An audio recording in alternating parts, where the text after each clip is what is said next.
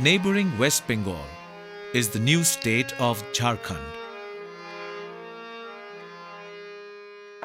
Nestled in the North Chotanagpur plateau of Jharkhand is Hazaribag, a place of 1,000 gardens. Till even 150 years ago, Hazaribag and Chotanagpur were covered with inaccessible forests. Present-day Hazaribag traces back to 1780, when the British set up a cantonment there. Thereafter, Hazaribag grew and became an important centre of British administration. From the 19th century onward, many Europeans and Indians settled there. The development of mines around Hazaribag added to the flow of people. The Bengali community in particular contributed to the town's development. The cool climate and the quiet environs of Hazaribag attracted European missionaries to set up institutions in the town. The Dublin mission has a big presence, with educational institutions and a hospital. In the early 20th century, the Belgian missionaries built a seminary with well laid out orchards at Sitagara.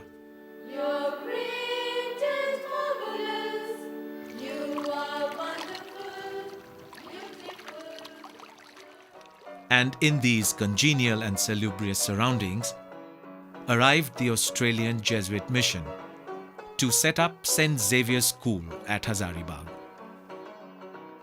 Of the first 6 Australian Jesuits, it was Father John Moore who was appointed principal of St. Xavier's Hazaribag.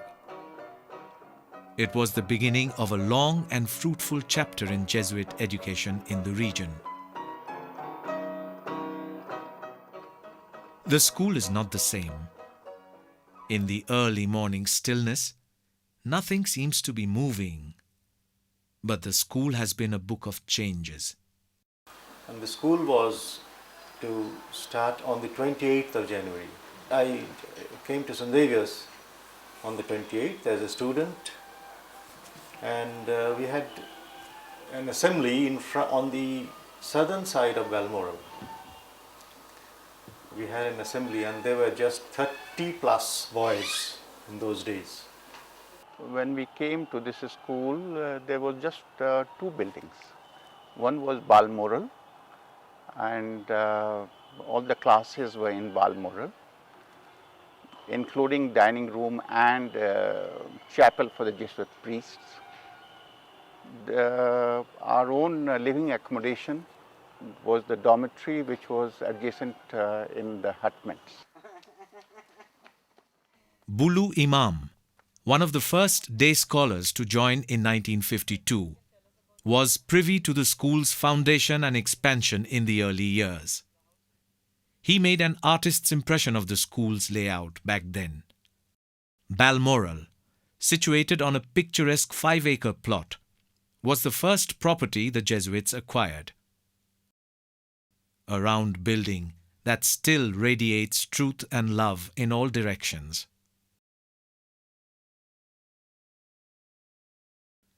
Next was Hampton Court on the right, a large double-storied building taken on lease.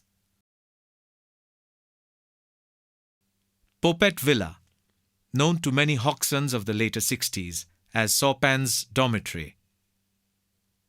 And behind it, the Beehive bungalow, also rented from the Sopan family next door. The old block, planned as a dormitory and dining room, was the first structure the school built 50 years ago. The infirmary building housed a clinic and the sick room on the ground floor, and the junior dormitory above.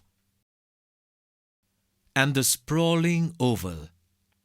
That particular plot was a Khas Mahal lease. The lease plot remained free to become what it still is, a beautiful, well-grassed sports field. Except for Balmoral, most of the earlier buildings don't exist anymore. I found that in Hazaribag, there was a lot of sports being played there. And not only among the schools, but we used to have also sports played among the town clubs. And I remember participating in sports.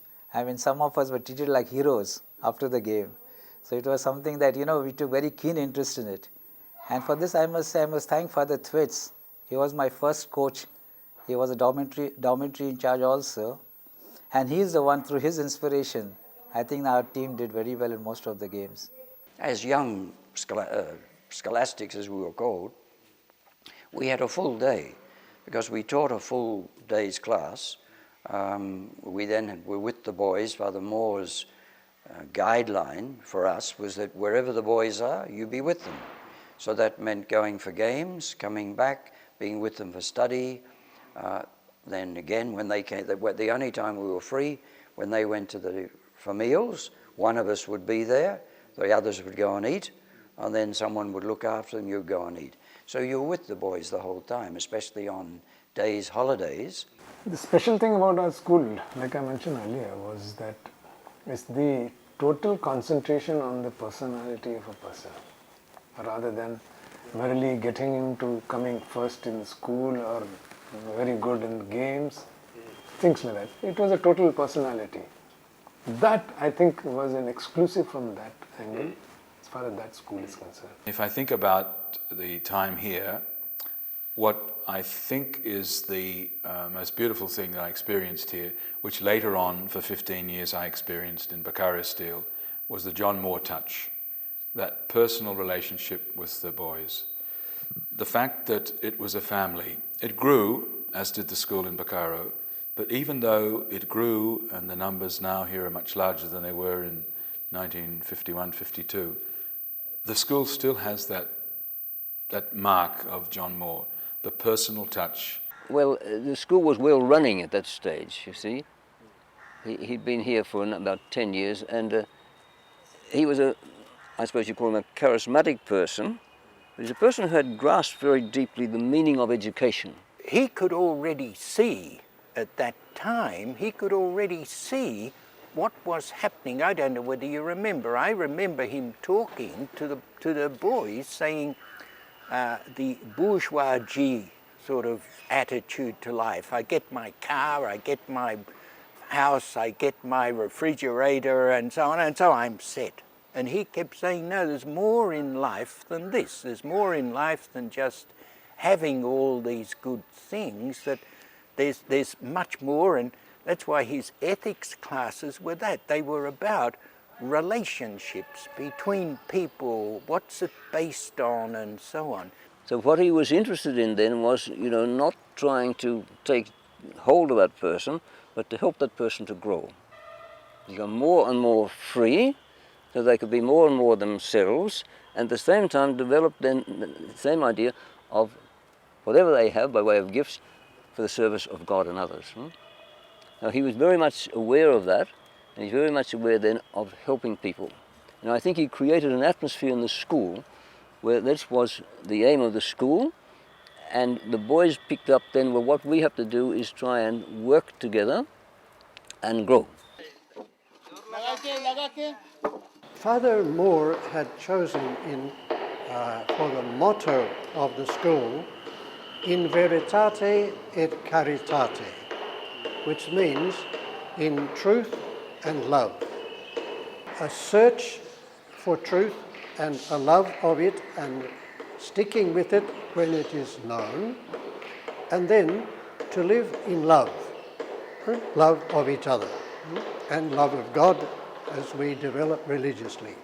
At the time when I came, many people had been asking, what does this mean? So then I said, well, let me search. We'll have an alternative one for Hazaribag, which I can say, now here's a classical Hindi one. So I liked that line from Tulsidas, in which Ram says to Bharat, I think you could check that, Ram says to Bharat, Parahit sarisa dharam nahi bhai. Parahit saris dharam nahi bhai. So, parahit saris dharam nahi. There is no dharam which is like parahit, the welfare of another. So I thought that somehow summed up in veritate et caritate. So that became then an alternative motto. So I would tell people that beautiful one you see on the mosaic at the entrance and on the wall of the old building, that remains, that's the original inspiration. Now here it is said by a very revered Indian sage.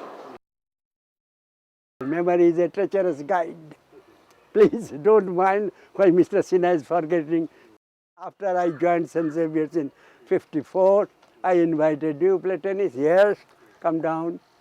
Father Collins, my friend Kevin Cronin, then Michael Doyle, Father Ted O'Connor, Father Crotty, whom shall I tell? Everybody. Donnelly.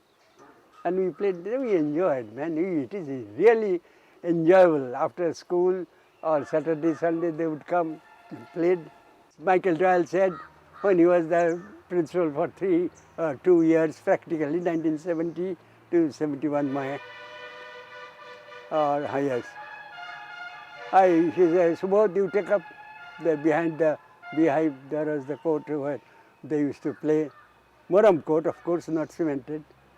Afternoon, after class, I would come back and go with my racket and coach the boys. Boys are very happy. If I reflect on happy moments here, special moments that I'll cherish, would be the way we celebrated the house days, the house evenings. I can remember Peter Coleman used to sing his little song. There were a number of songs that were sung by different fathers. Michael Doyle made that one. What is it? Out upon the bay, all bound for Hazaribag, many miles away. That was, he took that from the Seekers, I think, that one. Then, of course, a person like Peter Shave, you couldn't forget him, and Michael Doyle and their contributions in musicals. We used to have such fun together, as all boys were naughty, so were they, but they were also very loving. We used to have our cinemas on Saturdays. I wonder if you remember the cinemas. It was a great day for the children on Saturdays, everyone putting extra hair oil in their hair and putting on their best shirts and pants and coming out and sitting with their friends. It was good fun. We teachers used to come sometimes and watch the films along with the kids. And then there were those great times of our parties, house parties. I remember the chicken I used to eat, any amount of it, and it was unending. And then the good old Alauddin Bera of that time, do you remember Alauddin? Yeah, he was a great man, and he used to come serving, and he'd come to me first with that chicken, see. I was very fond of it. And at that we used to have a lot of singing, a lot of talent, mouth organs, accordions and what not. The children used to be very talented. They still are today, but that era was an entirely different one. Colosseum. I have not come to you as to a museum. I am not one of your trapezing tourists. Our meeting is the meeting of two old friends and old enemies, Colosseum. Those were the days. But that was like the end of a phase in our school's growth, you can say, in different fields, especially in speaking, extempore debates, other extracurricular activities like drama, music. And then again we had these musical things, so I'd play something for you. Unfortunately, I can't blame the piano. I can blame myself because I've got older and my hands are not working as fast as they should. But of course the piano could have been in a better state. However, I'll play something that the boys always liked, Ladies of Calcutta. Maybe it will suit the boys from there. It may not sound as beautiful as it would sound before, but anyway, I'll try my best. So if you don't mind, I'll just take a break.